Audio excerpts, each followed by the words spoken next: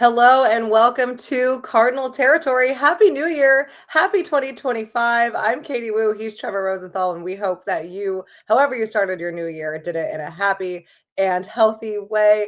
I don't know if you can tell on my end, my voice is not great. That's okay. We're going to roll with it. I spent January 1st down in Atlanta at the Peach Bowl, rooting on my beloved Arizona State Sun Devils. And if you saw how that game ended, the loss to Texas in double overtime, you'd understand why I sound and feel the way that I do today. That's all right. We roll with it. Trevor, how are you?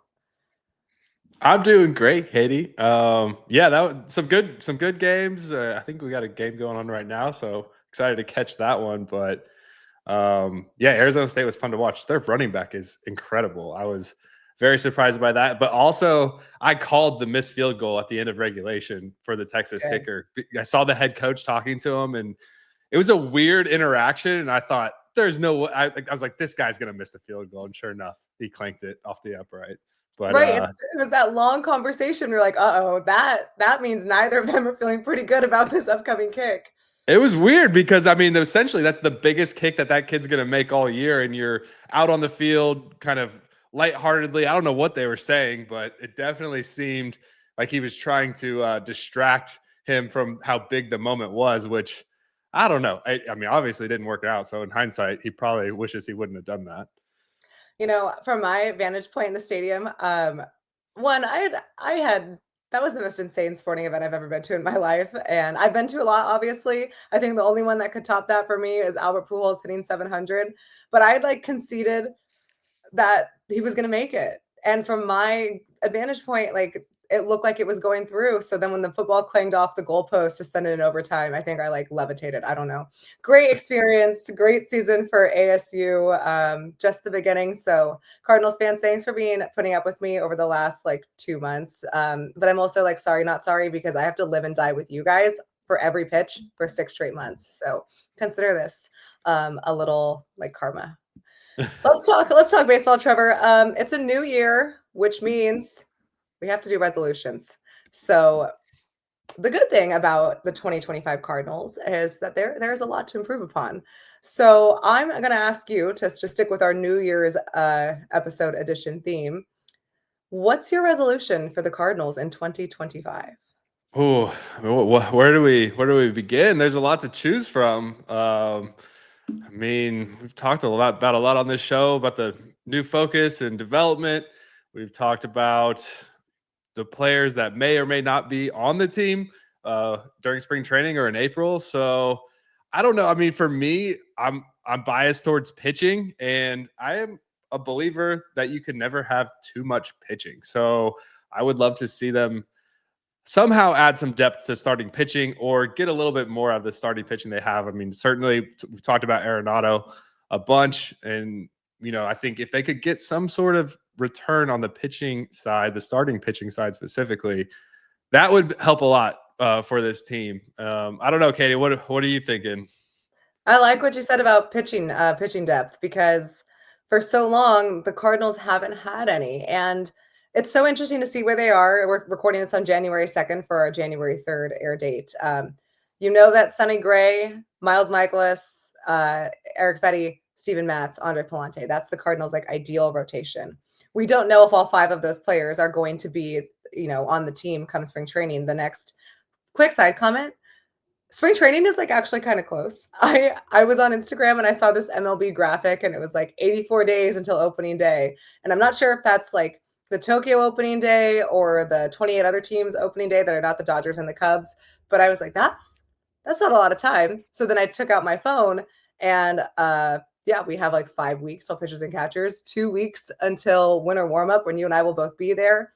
Um so, yes, things can change, but we don't have a lot of time. So, for the sake of this exercise, outside of this rotation currently, there's some young talent, right? Palante, Mike McGreevy, we've talked about them. Gordon Graceffo could be someone coming up. There are these top pitching prospects, Tink Hence, Quinn Matthews. Those guys are exciting to me. I'm not quite sure that they're going to make the squad outright of spring training. Maybe they're more like come to see middle of the season kind of arms. But I would really like to see the Cardinals take some steps in their pitching development because they've had so many guys in their pipeline over the past 3 or 4 years that have kind of just panned out to be okay. And a lot of this, before we've talked about, I think I talked about this on the last episode, it came down to these pitchers not really having a role, right? Zach Thompson was a starter and a reliever and a starter and a reliever. Matthew Liberatore, reliever, long relief, spot starter. Maybe he's going to start, maybe not. Maybe he's going to be in AAA. Go down the list. Palante. I hope they don't do this with McGreevy, but they might. From your perspective, how hard is it when you're coming up as a pitcher? And not only are you adjusting to the major leagues, but you are constantly, I mean, for these guys, every week their role changed. How difficult is that? Yeah, I mean, you have to expect you being in the bullpen, especially as a young guy. It's somewhat of a revolving door for a few of those players, and you have to be ready to take advantage of the opportunity, and that's how you ultimately will stick. But it's not every opportunity you get is a day where you can grow as a player. I mean, we say it a lot. Every day you have in a major league clubhouse, whether you're a for certain guy or the 26th man on the roster, it's a day to gain experience, and that experience at the major league level is invaluable. So you have to kind of take it in stride, but it is difficult. And I think I have a lot of empathy for those guys because it gets overlooked. And I've seen guys that have like bags packed in 5 different cities, and they're not sure where their suitcase might be from day to day. But when you think about the Cardinals and the pitching and getting back to the development, whether it's the pitching or just the core roster, I think you talk about the Cardinal way, right? Like getting back to doing the little things and focusing on the fundamentals is going to be important, and it's important for especially for guys who don't have those certainty of a role. If you're just focusing every day on your fundamentals, and this is something that this new wave of front office and front office staff and coaches that Chaim Bloom's going to bring in, they really need, in my opinion, to get back to the fundamentals of what the St. Louis Cardinals have always been about. And that's going to help those guys. Yeah, that's honestly pretty much right on line to what my resolution for this team would be. My resolution would be to establish the next core of winning baseball. Look, I mean, I'm not saying that I don't think the Cardinals are going to win in 2025, but they've outright said like, "Hey, we're going to try to compete, but this is not going to be our typical years, right? This is not going to be like, hey, we're going for 90 plus wins." I really hope that this 1 year that they spend committing to development is the only year that they have to do this. I hope they figure out their core because this kind of baseball will hardly fly in St. Louis for 1 year. It's definitely not going to fly for multiple years. And I think the Cardinals are very close to figuring out what they truly have. That's the whole reason why they're doing this reset. So my resolution for them is to like figure out what they have and stick with it because I don't want to be having the same conversation with you January of 2026 of, oh, is this the new core? Are they going to find out? Look, I'm on board with what the Cardinals are doing. I've said it before. I actually mostly agree with their plan. I can certainly see the sense behind it. But if they go through the 2025 season and all of a sudden they realize at the end of the year that their talent is not what they thought it was going to be, and that this reset is going to actually stretch, multiple years beyond what they thought, I don't think that's going to work in St. Louis. I think this fan base that's already frustrated is going to be livid. So I hope for everyone involved that this 2025 year brings in that next exciting group of Cardinals that we go out and we talk about, Memphis Mafia. I know at the St. Louis Writers Dinner in a couple of weeks. Tickets are still available, by the way. We're going to be honoring the 1985 NL Championship team. I would love for the Cardinals to discover their next core this season. I like it. The next core, starting pitching. We got some big goals for 2025 for the St. Louis Cardinals. We do. We're optimists. We are, it's hard not to be optimists in January. So let's keep it going. I have another question for you. Okay. If you have to pick one person that you believe is going to be on the active roster or could be on the active roster and is going to have a breakout 2025 year, who's your pick to click? Which player are you rocking with in 2025? Yeah, well, so my pick, this guy he's been there. I think he'd be a consensus for most Cardinal fans at this point. But ever since I saw him play in the Futures game and throw the ball from shortstop to first base at 100 miles an hour, I was like, okay, I like this. I like this kid. I like the arm. And then as I've got to see Mason Wynn play in the field, I mean, he's got the defense. He has the base running, the speed. He has power. I think he could develop a little bit more at the plate in terms of his production and discipline. But aside from that, he's a fun player to watch. You would be able to speak to it more than me, but he seems to have a great presence in the clubhouse. He brings a lot of energy. He's going to be important to this team. So for me, I think Mason Wynn is going to have an opportunity to be a big impact player for the St. Louis Cardinals in 2025, and really solidify himself as a fundamental piece that we can build around. Right, like we need those guys, that core group of guys, and I believe Mason Wynn is going to be in that position. What do you think? Who's is your breakout player for 2025, Katie? Well, one, I'm all on board with the Mason Wynn train. And I think people that have watched the show, all 5 episodes of it, are going to assume that I'm going to pick Jordan Walker, which is fair. I was betting on that. Right. I get it. I am a self-proclaimed Jordan Walker truther. That's why I didn't steal it. I could pick that as well. Thank you. You could have stolen it. But I was ready for you because I didn't want to be predictable. So while like my firm answer is still Jordan Walker, I talk about him so much. I wanted to go outside of the box, and I'm going with Matthew Liberatore. And here's why. Last year, the Cardinals' margin of victory was, other than the Tampa Bay Rays, the slimmest in baseball. They were very good at winning close games.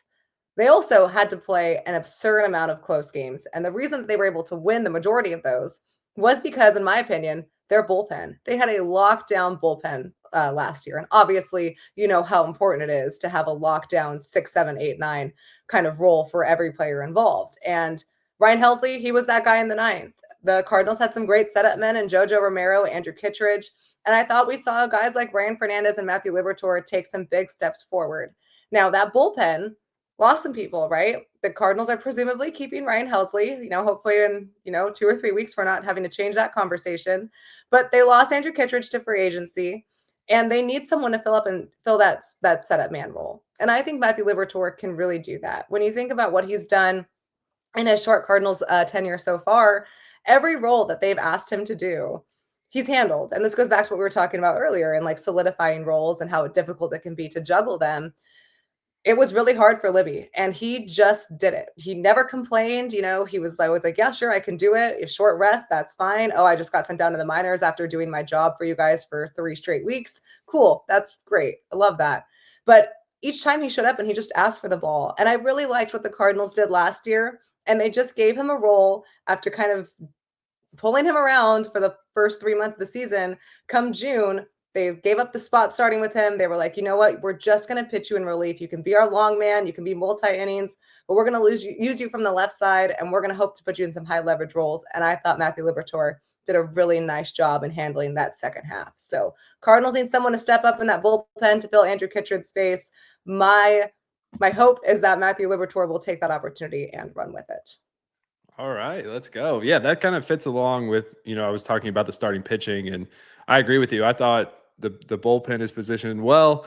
I've been doing some research on some arms they have down on the farm. I don't want to give away any of my insight yet or make any predictions. I want to see some of these guys throw in spring training, but I feel like there's guys available. There's guys that are going to come up and be able to fill in those late innings, those middle to late innings, and that's why I'm again just like, hey, if we can maybe add a guy or two in the starting pitching depth, it'll give us an opportunity. I mean, I didn't know the stat about the close games, but it makes a lot of sense. And if we can figure out the starting pitching, I think we should have another year and at least in a resemblance of the close winning streaks that the Cardinals were able to put together last year.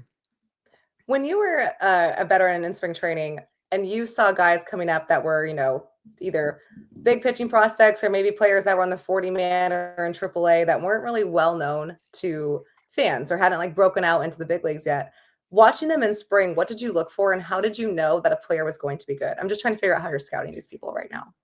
Yeah.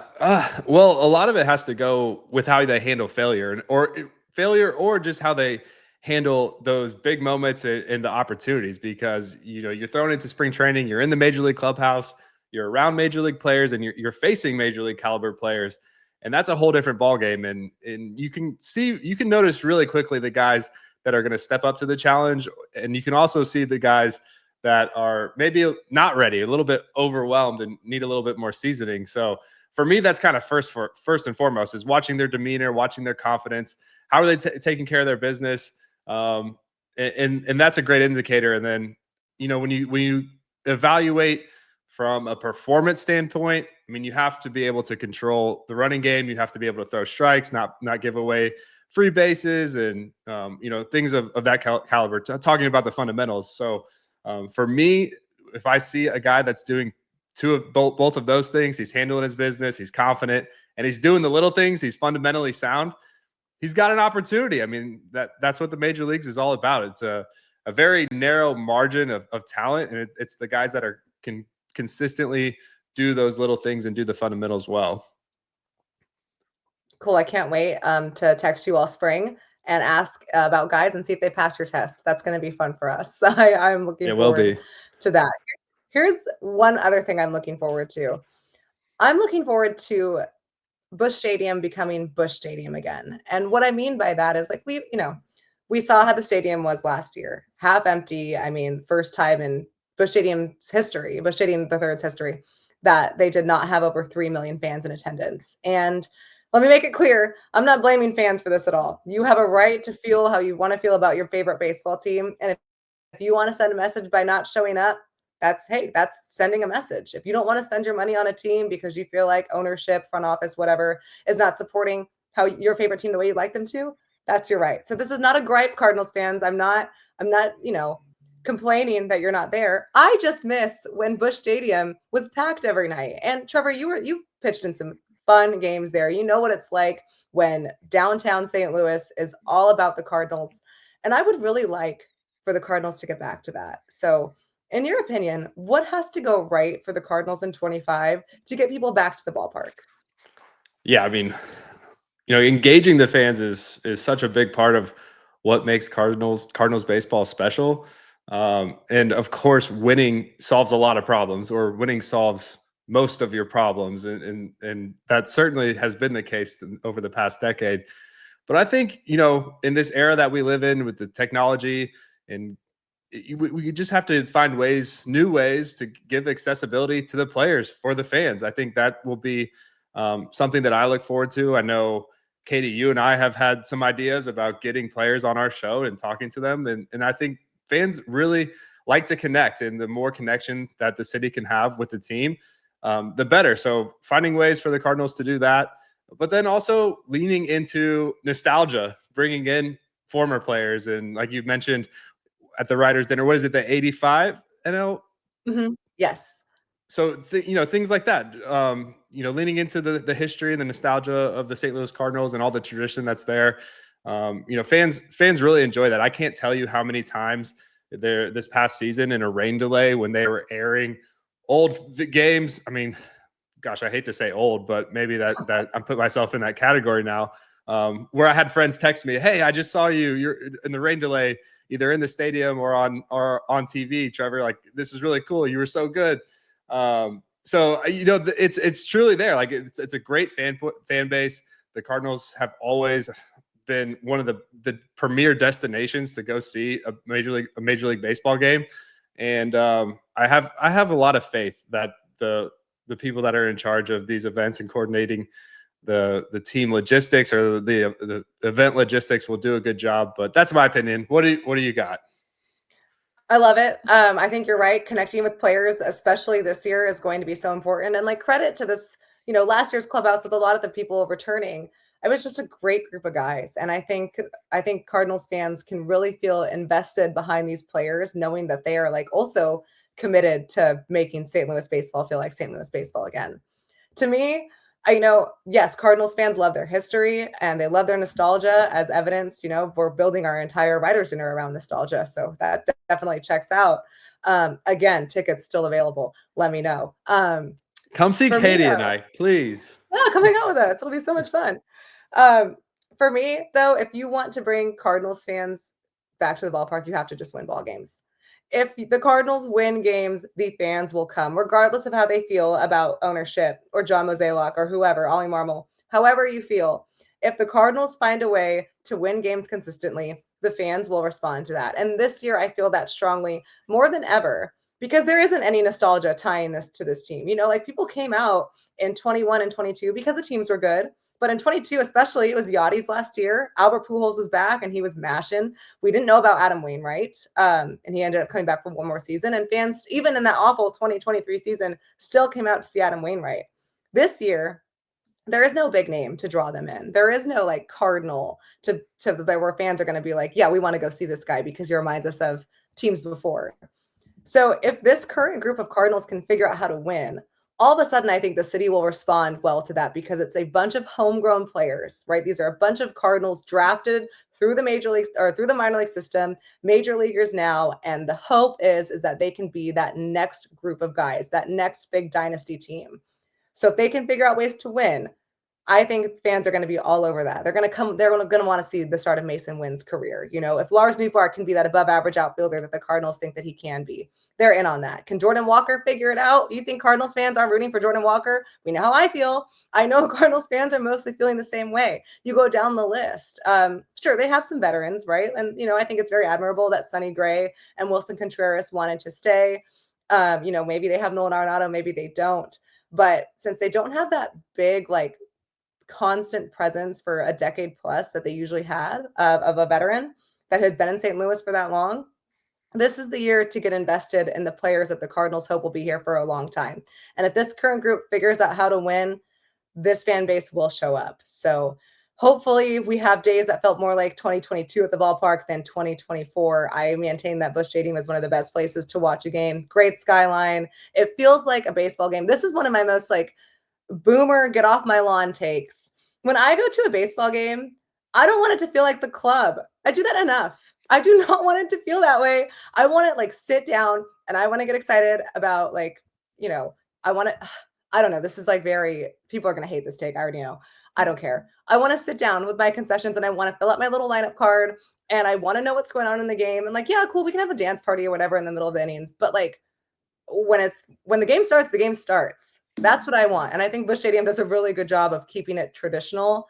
I just love watching baseball there. And it really is something when it's a full house, September baseball in St. Louis. That to me has been, I think, the peak of covering this team so far. So hopefully they get back there. The club, Katie. Gosh, I need to figure out what ballparks you're going to that feel like a club. I Oh my know, I gosh. mean, maybe Miami certainly would fall into that category. A little bit different now, but I agree. I mean, it's different. I'm making the transition from the bullpen to sitting in the stands with the fans. It's a whole new environment for me to take in baseball for sure. But I agree. St. Louis Cardinals, Busch Stadium, hard to beat. Hard to beat. Great experience all around. Yeah. So hopefully, it feels more like a ballpark in 2025. We'll see though. A lot to discover in January. I know we talked about it. You and I have some fun guests coming up. We'll be together in 2 weeks in St. Louis at Winter Warm Up. Come say hi. We'll be at the Writers' Dinner. Going to honor Ryan Helsley with the St. Louis Baseball Man of the Year on top of the 1985 team. Ozzie Smith is getting the highest award. We honor the Red Medal for his commitment to service throughout his career. And obviously, could not think of anyone more well-deserving. And lots of other fun surprises. Mason Wynn will be there. Brendan Donovan will be there. And you and I will be there. So if that isn't a big enough draw, I don't know what is. What else could you ask for? All right, this was episode 5 of Cardinal Territory. Here's everyone's favorite wrap up. You can follow us on Twitter at Card Territory, like and subscribe to our page on YouTube, find us on Spotify and Apple. Hopefully, actually, I think my voice was not like terrible. It wasn't great, but it wasn't the worst. So No. hopefully next week it's a little better. And Trevor and I will be back with you on Tuesday. Happy New Year. Really excited to break down the 2025 season with you all. It'll be here before we know it. What'd you say? Was it 5 weeks, 8 weeks? You got some time to heal up the voice before we really get this thing cranked up. I got time. And I'm, retiring, at least for now, from live sporting events and bars. So it's not too late. January 2nd is not too late to start dry January. Sometimes you just need a little, a day to adjust. Yeah, you need to we got to get ready for spring training, Kate. Now's the time. The clock's ticking. You got to show up ready to go. I know, right? Because they're such early days, but that doesn't stop me from going to Square Grouper at the end of the day. So got to do There it. we Square go. Grouper, Jumbie Bay, and Utiki. Those are the 3 you got to hit. I'm a Guanabanas. Guanabanas is top notch for me. That is a good one. Okay, maybe if one of our episodes can just be things that we have done at spring training. Mark it down. All Keep right. some notes. All right. For Trevor, I'm Katie Woo. We will talk to you next week. Thanks for watching.